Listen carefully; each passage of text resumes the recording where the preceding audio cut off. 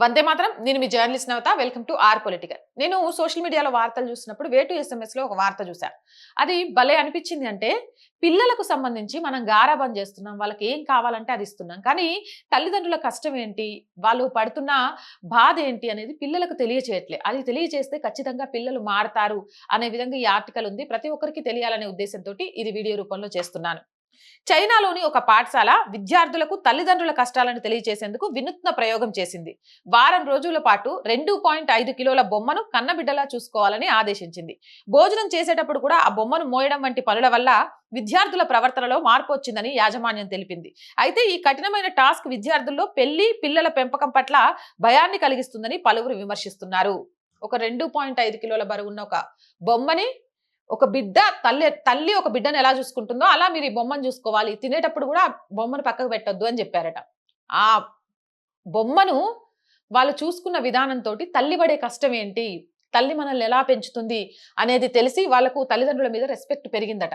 కాకపోతే అమ్మో, ఈ భారాలన్నీ చూసినప్పుడు కొన్ని సార్లు పిల్లల్ని కంటమంటే భయం అనిపించవచ్చు. కానీ మాతృత్వం అనే ఒకదాన్ని ఆస్వాదించడం మొదలు పెడితే, అది కావాలి అని కోరిక పుడితే ఎంతటి భారాన్నైనా సరే ఇట్టే మోసేస్తుంది ఆడవాళ్ళు.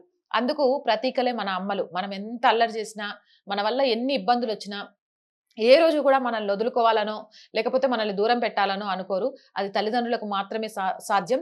నిస్వార్థమైన ప్రేమని ప్రపంచంలో అందించేది వాళ్ళొక్కళ్ళే. కాబట్టి వాళ్ళని రెస్పెక్ట్ చేయండి, వాళ్ళని బాగా చూసుకోండి. జై హింద్, జై భారత్. అండ్ మోర్ వీడియోస్ కోసం our group of channels, our voice, our political, our సంస్కృతి 3 ఛానల్స్ ని వెంటనే సబ్స్క్రైబ్ చేయండి. ప్రతి వీడియోని లైక్ చేయండి, షేర్ చేయండి.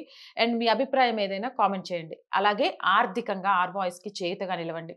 ఆర్థికంగా ఈరోజు ఆర్ వాయిస్ ముందుకు నడుస్తుంది అంటే అది మీ వల్ల మాత్రమే, మీరు చేస్తున్న సహాయం వల్ల మాత్రమే. ఎప్పుడు అలాగే సహాయ సహకారాలు అందిస్తారని ఆశిస్తున్నా.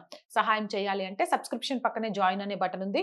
1 to 5 లెవెల్స్ ఉన్నాయి. ఏదో ఒక లెవెల్లో సపోర్ట్ చేయండి. లేదా స్క్రీన్ మీద గూగుల్ పే, ఫోన్ పేతో పాటు అకౌంట్ డీటెయిల్స్ ఉన్నాయి.